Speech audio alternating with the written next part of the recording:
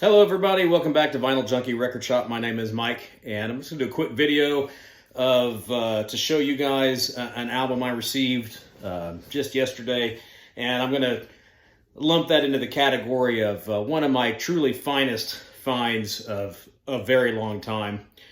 The only thing that would have made it even more monumental would have been if I had found it out in the wild. You know, it's not uncommon anymore to find a real gem out in the wild because some people still just either they don't pay attention to the value of some of the old records that they have and they just want to get rid of them, or they don't care anymore. But it's rare where you can really find one online for a steal, and I consider this the steal of the century. Well, not the century. This is one of the best bargains I've gotten on a record in a while. And I got it, I found it on Amazon, not from Amazon, from a private seller on Amazon. They have those. I'm not really sure how those work, but they are out there. But this one was either from someone who I don't think knew what they had or cared what they had, maybe not a fan of the genre that this album belongs to, and they didn't do their research. But I received this record for... the record was under $5, and including shipping and handling, the total was under $10. And for those of you who are fans of the genre and are familiar with this record, you probably understand the joy that I had in actually getting it. When I ordered it, I had in the back of my head, this is too good to be true, believe it when it's in my grubby little hands. And yesterday it got into my grubby little hands. So I'm very, very satisfied. So let's just show it to you. It was listed as acceptable quality, and I think that's a fair rating. Even at acceptable quality, I feel like this record could have gone for a lot higher price. But I'm talking about thrash metal. I want to say legendary among true fans of the genre, but they never achieved the kind of success that the top tier thrash bands received. But this is a band out of Texas, and this was released in 1989 on the Combat label, and this is Devastation with Signs of Life. As you can see, the cover looks pretty good. It looks like there's like a little piece of tape that's still kind of attached here. Not sure what that's about, but there's not really any significant damage to the front. The artwork is completely visible. There's no real big tears or marks. There's a little bit of, the spine has a little bit of wear. There's the back cover. Again, very little damage. Nothing that it really stands out to me other than showing that it's age. And then the inner sleeve looks pretty good. It's got some tears in it, but again, no rips, no huge rips, marks, obstructions of any of the photographs. And then there's the lyrics printed on the back. They're all still legible. Not anything what I would call watermarks or anything like that. So very, very good quality to me. And then the record itself, it could probably benefit from a cleaning, but it actually looks really good as well. There are no scratches, marks, any obvious nicks or damages. It's got that original 80s Combat logo, which was really cool. I have played it today. It's got a little surface wear, so there's some minor background noise, but otherwise it sounds really, really good.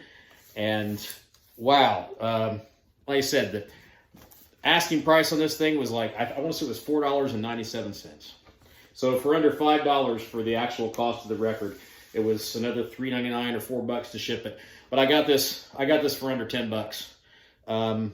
I've seen it averaging, well, there aren't that many that I can find out on Discogs, but I've not seen a vinyl copy of it for under a 3-digit price anywhere. So to say that I'm super excited about having that in the collection now is to say the least. Up until that point, this is the original compact disc. I don't show a lot of CDs anymore on my channel, but the majority of my collection are CDs.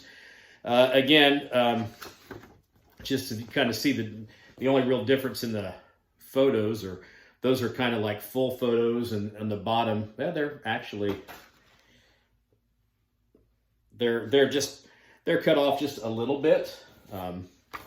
But you know, when the CD had the lyrics printed inside, and liner notes, not as many thank you notes in the CD. I'll get that out and point that out here in a second. But yeah, so it was neat to have somewhere. I think I've got the cassette. I know I used to have it. I tried to look for it so I could show in this video. I couldn't find it. I'm not going to dig around through all my cassettes, but I believe somewhere I have the original cassette version of it. So who were Devastation? I'm not going to do a deep dive into their biography, but they were part of that late 80s thrash movement.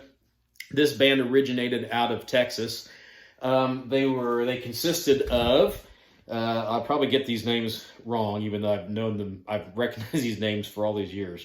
You had Henry Elizondo on guitar, Rodney Dunsmore on vocals. Rodney had I think a very unique sounding thrash metal voice that was also kind of rooted in the punk style. Louis, here, we'll mess this up, Carizales, drums, Dave Burke on guitar, Edward Vasquez bass. And I believe that was the lineup also on their follow-up album, which is this one, Idolatry. This is a reissued version of the original album released in '91, again on Combat. This was re-released on Century Media. I showed this on one other video a while back as one of my favorite reissues, because prior to that I had only had it. I've got the original CD there of this one also. I had only had it on CD, but I often will mention Idolatry, Devastation's Idolatry, as one of the most underrated thrash metal albums that were released in the 80s. This thing is, just like the name suggests, it's devastating. I will put this up against any album released by Exodus, Metallica, Slayer, Anthrax, any of the premier thrash metal bands you want to name. I will put this one up against it, and I will say that it would hold itself quite well in an album battle with all those greats. So, what to expect from Devastation? So, there's a lot of debate about the origin of death metal. And Death released its debut in 1987, I believe, and I think a few months before that was released, you had Possessed with 7 Churches, and a lot of people within the metal community like to point to those 2 releases as the birth, the kind of the beginnings of death metal. And I think that's really just because, in my opinion, I don't, as much as we all want to say that death, you can't have death metal without death. I totally agree with that. But as far as pure abrasiveness and aggression, I think there were some more earlier thrash albums that were a little bit, heavier than that. And I have one in the background. This is, if you can see it, it's Leave Scars by Dark Angel. Darkness Descends prior to that, punishing and brutal and just heavy, heavy, heavy. But everyone lumped them into the category of thrash, a more aggressive type of thrash. The same kind of thing that you got from, I believe you could point to one of the first death metal albums as Slayer's Hell Awaits.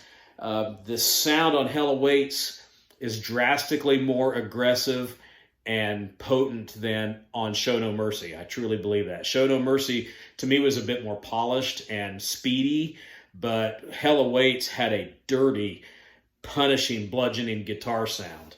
Also, the vocal patterns by Tom Araya on that album were more guttural and more intense. And I mention that because that is kind of what the blueprint is for Devastation Signs of Life. This thing is just an absolute ripper.